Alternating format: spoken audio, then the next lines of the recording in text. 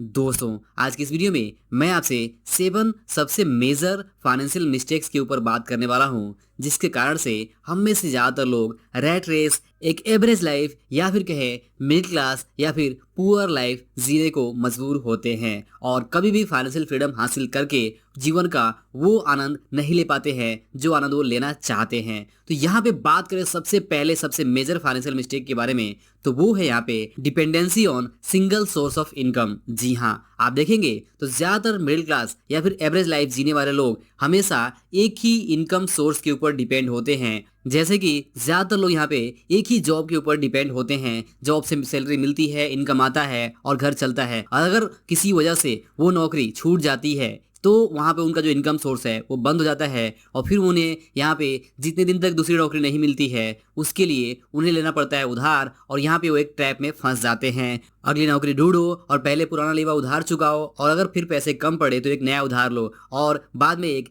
Date cycle में change हो जाता है, जो कि एक बहुत बड़ा कारण बन जाता है लोगों के मिडिल क्लास या फिर एवरेज लाइफ जीने का। तो यहाँ पे लेसन ये है कि आप इस मिस्टेक से बचें और एक ही इनकम सोर्स के ऊपर डिपेंड ना रहें। अपने पर्सनल ग्रोथ, अपने पर्सनल डेवलपमेंट और अपने स्किल्स के ऊपर काम करते रहें और कोशिश करें कि आपके पास एक से ज़्यादा इनकम सोर्स हो। अगर एक से ज़्यादा इनकम सोर्स नहीं बना पाते हैं तो एटलीस्ट आप सेविंग करके, बचत करके, इन्वेस्टमेंट करके जो इंटरेस्ट या फिर जो इन्वेस्टमेंट से लाभ कमाएंगे उससे भी आप एक सेकेंड सोर्स ऑफ इनकम जरूर बना सकते हैं। लेकिन इसके लिए आपको लंबे समय तक लगातार बचत करनी होगी, सेविंग करनी होगी और अपना एक पोर्टफोलियो यहाँ पे बनाना होगा। यानी जॉब के साथ अगर आप अपना एक अच्छा इन्वेस्टमेंट पोर्टफोलियो बना लेते हैं तो इन्वेस्टमेंट पोर्टफोलियो से आपको एक अच्छा इनकम मिल सकता है जो आपका सेकेंड सोर्स ऑफ इनकम हो सकता है और ये आपके कंट्रोल में होगा। लेकिन यहाँ पे सबसे समझदारी वाली बात यह है कि अगर आपके पास एक ही इनकम सोर्स है तो भी कोई बुरी बात नहीं है। बुरी बात यहाँ पे सबसे ज्यादा ये है कि आप एक से ज्यादा इनकम बनाने के लिए अगर कोशिश करते हैं और वहां पे शॉर्टकट्स का यूज करते हैं,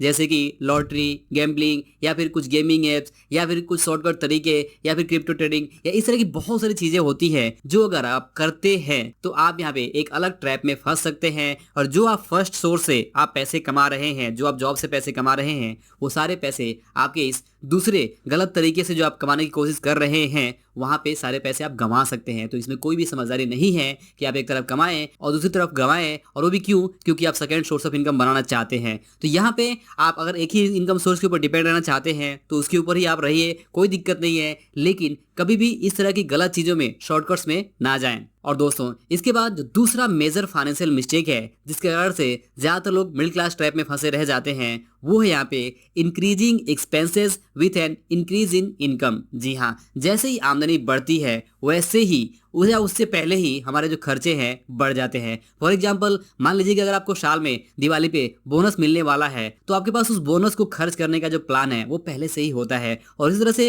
अगर आपको इंक्रीमेंट मिलता है या फिर इंसेंटिव मिलता है तो वो उस इंसेंटिव का या उस एक्स्ट्रा पैसे का जो भी आप एक्स्ट्रा इनकम कमा रहे हैं उसके लिए आपके पास खर्च करने का पहले से प्लान होता है। और इस तरह अगर आप ध्यान से देखें तो जैसे जैसे आपकी हर साल इनकम बढ़ती है, थोड़ी बहुत जो भी बढ़ती है, उससे ज्यादा आपका जो खर्च है वो बढ़ने लगता है। और इस वजह से जो प्रॉब्लम्स है, फाइनेंशियल प्रॉब्लम्स है, जो आर्थिक समस्याएं हैं वो कभी कम नहीं होती हैं, सिर्फ उसका लेवल है वो बढ़ता जाता है। कल आप 5,000 के लिए परेशान थे, आज आप 10,000 के लिए परेशान रहते हैं, और कल आप 15,000, कल आप 20,000 और कल आप 25,000 के लिए परेशान रहते हैं। तो इस तरह से फाइनेंशियल प्रॉब्लम्स को अगर आपको सॉल्व करना है तो आपको अपने खर्चों को कंट्रोल करना सीखना होगा। यही आपके हाथ में है कि आप अपने खर्चों को कंट्रोल करें, क्योंकि इनकम बढ़ाने में काफी समय लगता है और खास तौर से अगर आप किसी जॉब में हैं तो जॉब में आप रोज रोज इनकम नहीं बढ़ा सकते हैं। तो यहाँ पे इंपॉर्टेंट लेसन ये है कि अगर आप इस तरह के मिडिल क्लास ट्रैप या फिर एवरेज लाइफ ट्रैप से बचना चाहते हैं तो आप अपने खर्चों पे हमेशा कंट्रोल रखें, अपनी इनकम को बढ़ाने की पूरी कोशिश करें, जितना इनकम बढ़ सकता है बढ़ाएं,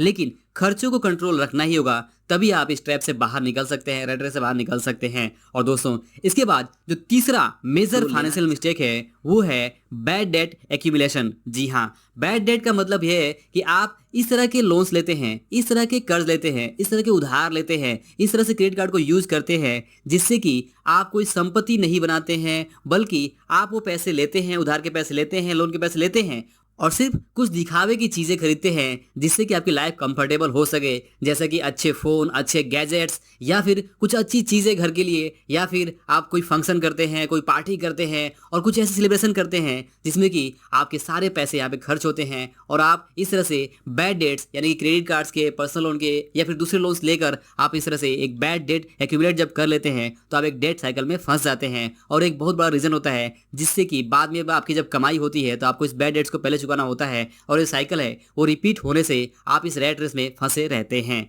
और इसके बाद जो अगला चौथा मेजर फाइनेंशियल मिस्टेक है वो है सेविंग्स को इंपॉर्टेंस नहीं देना और इसे पोस्टपोन करते रहना। जी हाँ, ज्यादातर लोगों को पता होता है कि बचत करना कितना ज़्यादा ज़रूरी है कि हम जो भी कमा रहे हैं उसका एक निश्चित हिस्सा, चाहे वो 10%, 20%, 30%, जो भी हमें ठीक लगता है, जितने में हम सफिशिएंट हैं उतना हमें बचत जरूर करना चाहिए। ये बातें ज़्यादातर लोगों को अच्छी तरह से पता होती है, बट बात जब बचत करने की आती है तो वहाँ पे उन्हें प्रॉब्लम ये होती है कि उनके सामने जो खर्चे होते हैं वो बहुत ईजी तरीके से वो खर्च कर लेते हैं और वे बचत को आगे के लिए टाल देते हैं कि बाद में देख लेंगे, बाद में कर लेंगे। और इस तरह से बचत को यहाँ पे वो इंपॉर्टेंस नहीं देते हैं और बचत को लेकर, सेविंग को लेकर हमेशा उनकी यही दलील होती है कि आगे देख लेंगे, अभी बहुत समय है, बाद में कर लेंगे, जब इनकम बढ़ेगी तब जरूर बचत करना शुरू कर देंगे। और ये जो पोस्टपोनिंग है ये जो चलता रहता है, आप सोचते रहते हैं कि अब बचत करेंगे, अब बचत शुरू करेंगे, अब बचत शुरू करेंगे, और कभी भी ऐसा नहीं होता है कि आप बचत कर सके। तो आज आपकी जो भी इनकम है, अगर आप उस इनकम में बचत नहीं कर पा रहे हैं तो आप इस बात को भूल जाइए कि जब आपकी इनकम बढ़ेगी तब आप बचत करेंगे। बचत वास्तव में एक हैबिट है, एक डिसिप्लिन है, और ये डिसिप्लिन अगर आपके अंदर पहले से नहीं है तो अगर आपकी इनकम बढ़ भी जाए, अगर आपके पास ज्यादा पैसे आ भी जाए, तो बचत की जो डिसिप्लिन है वो ऑटोमेटिक नहीं आएगी, ये आपको करनी ही होगी। तो यहाँ पे आपके लिए इंपॉर्टेंट लेसन ये है कि आप बचत को पोस्टपोन ना करें, बचत की शुरुआत आज और अभी से कर दे, भले ही चाहे आपकी इनकम जो भी हो। और दोस्तों, इसके बाद पांचवा जो मेजर फाइनेंशियल मिस्टेक है जिसकी वजह से ज्यादातर लोग यहाँ पे फाइनेंशियल ट्रैप में, रैट रेस में या फिर एवरेज लाइफ पे ट्रैप में फंसते हैं, वो है यहाँ पे इनकम देने वाले एसेट्स की कमी और ऐसे लायबिलिटीज जिससे कि हमारे जो खर्चे हैं वो बढ़ते हैं, या फिर जो हम एसेट समझकर जो चीज़ें खरीदते हैं उसकी जो वैल्यू है वो कम होती रहती है। तो जब आप इस तरह से अपने पैसे को ऐसी चीज़ों पे खर्च करते हैं जिससे कि उसकी जो वैल्यू है वो बाद में कमी होने वाली है, फॉर एग्जाम्पल अच्छे से अच्छा फ़ोन हो गया, अच्छे से अच्छा गैजेट हो गया, अच्छे से गाड़ी हो गई, या अच्छे से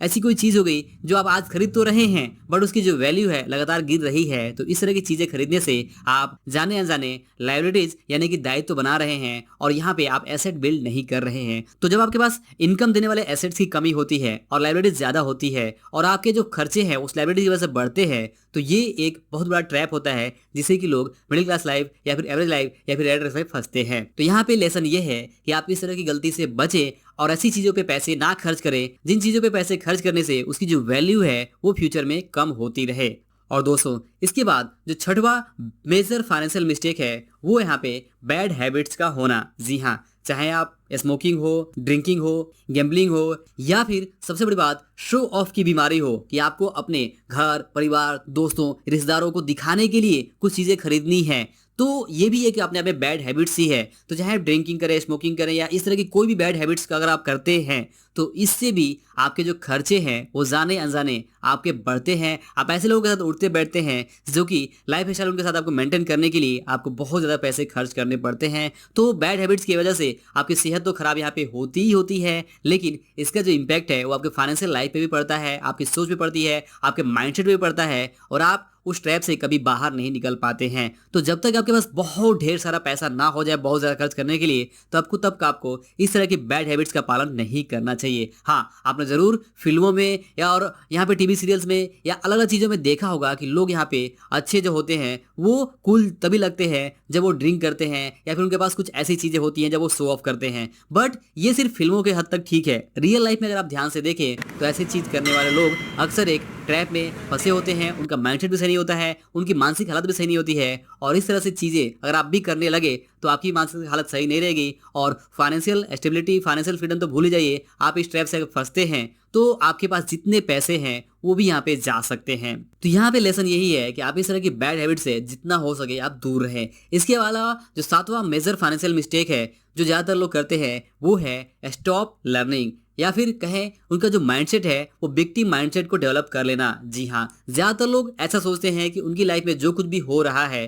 वो इसलिए हो रहा है क्योंकि उनकी जो लाइफ है, उनकी जो किस्मत है, उनका जो लक है, उनका जो भाग्य है, वो ऐसा ही लिखा हुआ है, उनके साथ ऐसा ही होना है। तो जब आप इस तरह का माइंडसेट डेवलप कर लेते हैं, विक्टिम माइंडसेट, कि आपको यहाँ पे इसी तरह की लाइफ जीने के लिए भेजा गया है, तब आप यहाँ पे लर्निंग बंद कर देते हैं। जब आप लर्निंग बंद कर देते हैं तो आप और ज़्यादा ट्रैप में फंसते हैं और ये ट्रैप से बाहर निकल पाना आपके लिए लगभग नेक्स्ट टू इम्पॉसिबल हो जाता है। तो यहाँ पे इंपॉर्टेंट लेसन है कि आप लर्निंग को कभी स्टॉप ना करें और लर्निंग करते रहें। अगर आप लर्न करते हैं तभी आप यहाँ पे ग्रो कर सकते हैं, चाहे वो आप फाइनेंशियली करें या फिर पर्सनल लेवल पे करें। ओवरऑल चाहे पर्सनल लेवल की ग्रोथ हो या फिर फाइनेंशियल ग्रोथ हो, दोनों के लिए ही लर्निंग बहुत ज़्यादा इंपॉर्टेंट है। तो कभी भी जो माइंडसेट है उसके ऊपर काम करते रहे, अपने माइंडसेट को पॉजिटिव बनाए रखें, अपना गोल्स के ऊपर अपने काम करते रहें और लर्निंग को कभी स्टॉप ना करें। अगर आप स्टॉप करते हैं तो आप इस ट्रैप से बाहर नहीं निकल पाएंगे। तो दोस्तों, ये थी कुछ 7 मेजर फाइनेंशियल मिस्टेक जिसके कारण ज़्यादातर लोग यहाँ पे एवरेज लाइफ,